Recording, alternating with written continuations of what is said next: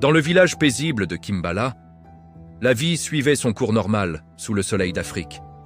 Pourtant, une tension invisible pesait sur les esprits. Les enfants riaient et les femmes s'affairaient autour des feux de camp, ignorant que certaines nuits cachent des secrets ancestraux que personne ne peut expliquer. À l'approche de la nuit, le silence devenait lourd. Halima, une jeune fille aux tresses soignées, ressentait une peur qu'elle ne parvenait pas à nommer. Cette nuit-là, Halima fit un rêve différent des autres, une vision qui allait changer son destin et celui de tout le village. Elle se retrouva seule dans une forêt étouffée par la brume.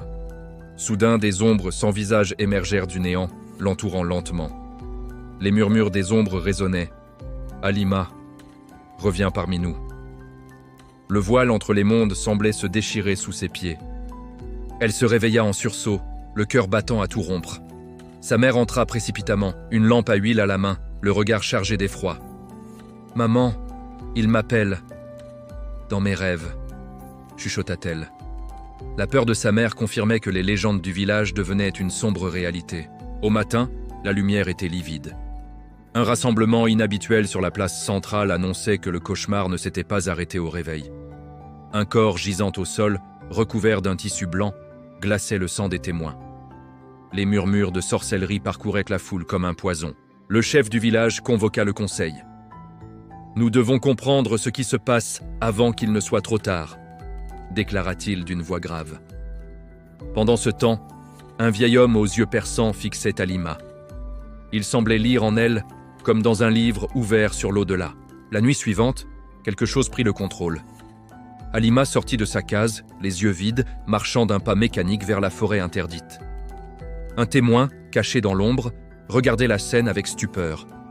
Le secret du village aux mains obscures commençait à se dévoiler au cœur des bois. Au centre d'une clairière, un cercle de silhouettes entourait un feu mystique. Les chants montaient en puissance, appelant une force ancienne. Une nouvelle est arrivée. Le pouvoir va naître. Ce n'était que le début d'un mystère qui dépassait l'entendement des hommes. Alors qu'elle ouvrait les yeux, une lueur surnaturelle s'en échappa. Kimbala ne serait plus jamais le même village. Depuis cette nuit maudite, le village de Kimbala n'était plus le même. Un silence pesant s'est abattu sur les cases en terre, comme si la terre elle-même retenait son souffle. Les habitants s'évitent. Les salutations habituelles ont laissé place à des chuchotements craintifs. Dans les regards fuyants de chaque villageois, le doute s'était déjà installé. À l'abri des regards, dans la pénombre de sa demeure, une mère est brisée. Le chagrin l'étouffe alors qu'elle sent son enfant lui échapper, emportée par un destin qu'elle ne peut plus nier. Soudain, le silence est rompu. Le doyen s'avance vers le centre de la place, son pas est lourd de conséquences. « Cet enfant, clame-t-il d'une voix sépulcrale, porte un héritage ancien. Les souvenirs du passé refont surface, des vérités que l'on pensait enterrées à jamais. Son père n'était pas un simple homme de cette terre, il était un véritable maître des ténèbres. Il s'agit d'un pouvoir interdit, une marque indélébile transmise par le sang.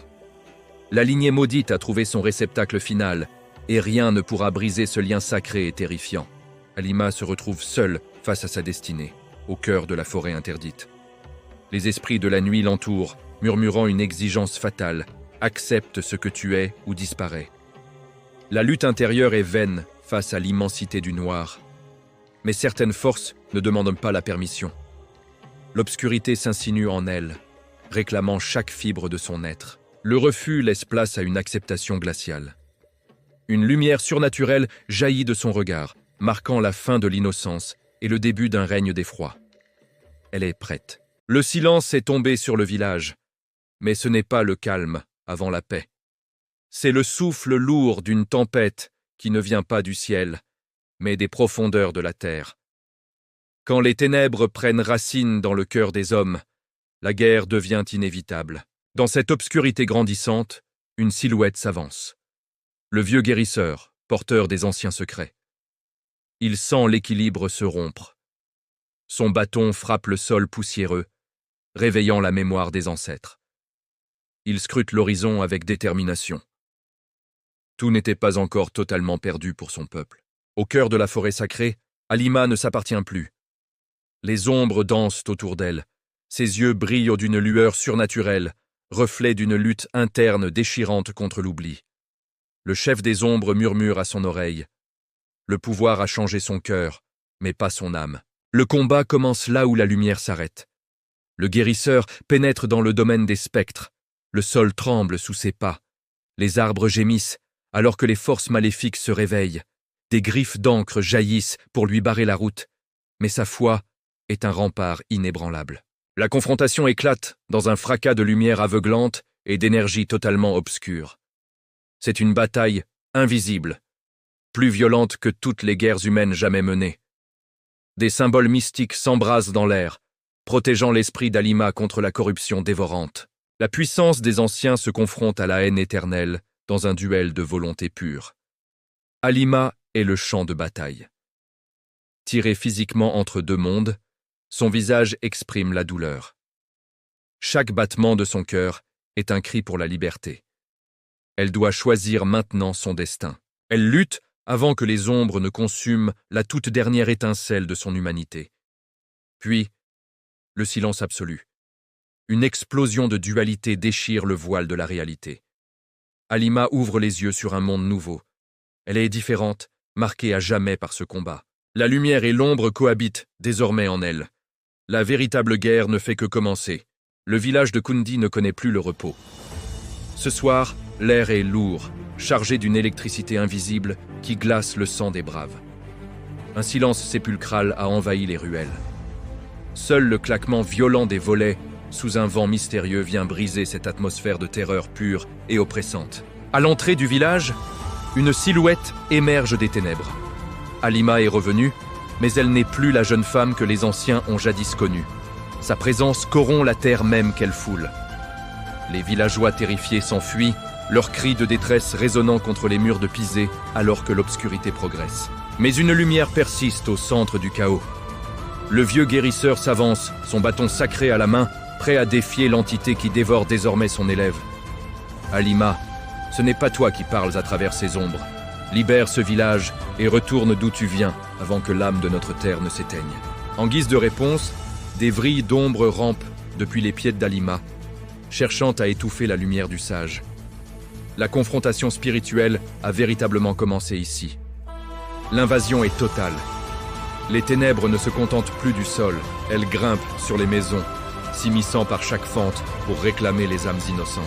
Le rythme s'accélère. Les cris se mêlent au grondement de la terre. Kundi est en train de s'effondrer sous le poids d'une haine ancestrale enfin libérée.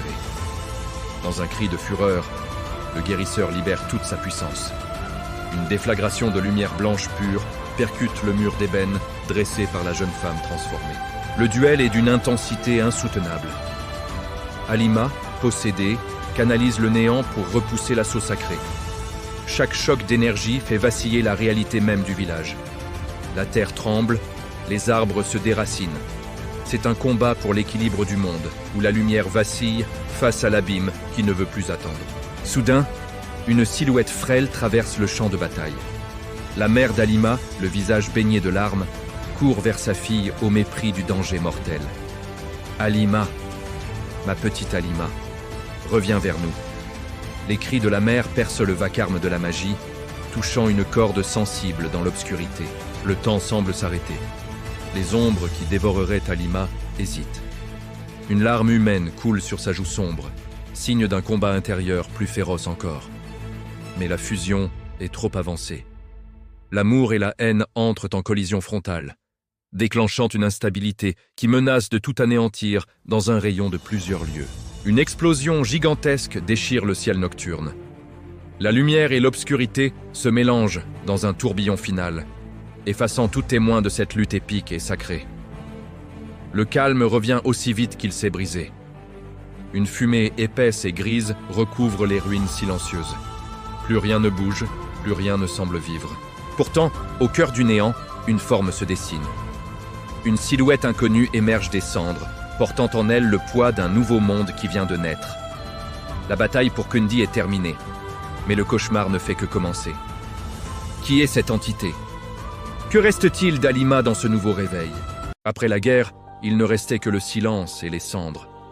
Le village autrefois vibrant n'était plus qu'un champ de ruines et de désolation.